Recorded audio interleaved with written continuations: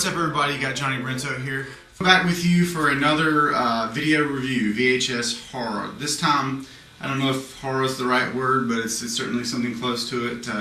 It's called Quicksilver Highway. It's a pilot for a TV series that was supposed to feature stories from Stephen King and Clive Barker. At least this episode did. I don't know if the plan was originally for it to feature all kinds of stories, but it's hosted by Christopher Lloyd, who plays kind of a somewhat androgynous type character. Imagine David Bowie from Ziggy Stardust era, and you're pretty close.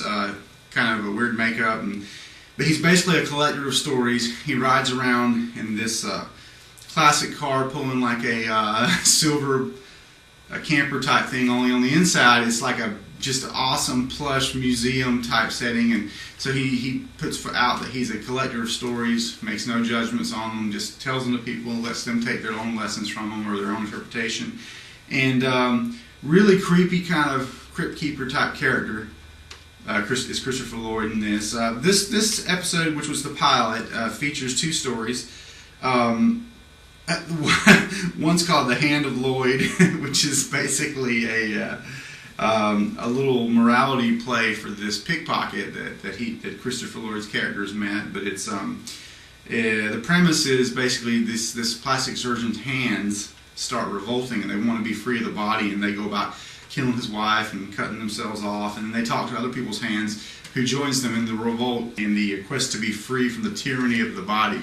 It's ridiculous. The CG at that era wasn't the greatest, but it's kind of cool to have this, and once again, you know, just paid less than $1 for it, so I'm glad I got to see it. I can see the stories were both kind of entertaining and good, but they just resolved in such a goofy way that I can see why it didn't get picked up and why it didn't make it. And I'm sure they had test screenings and people were like, what is this? You know, so they were both pretty out there, and they're both kind of goofy too.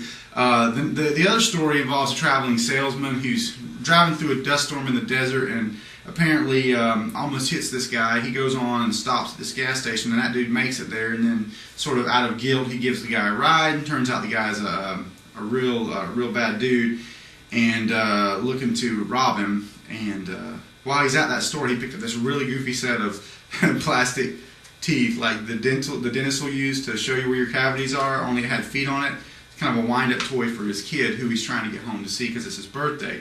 And when he gets into peril, these teeth kind of come to his aid in a really goofy way, and you know, just very strange. And then all these two stories tie back into the storyteller character. He's on the side of the road, basically staying with this woman whose husband had went to get gas because they broke down.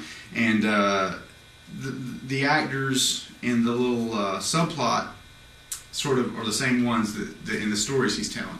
And you have to ask yourselves, why? You know, why is that?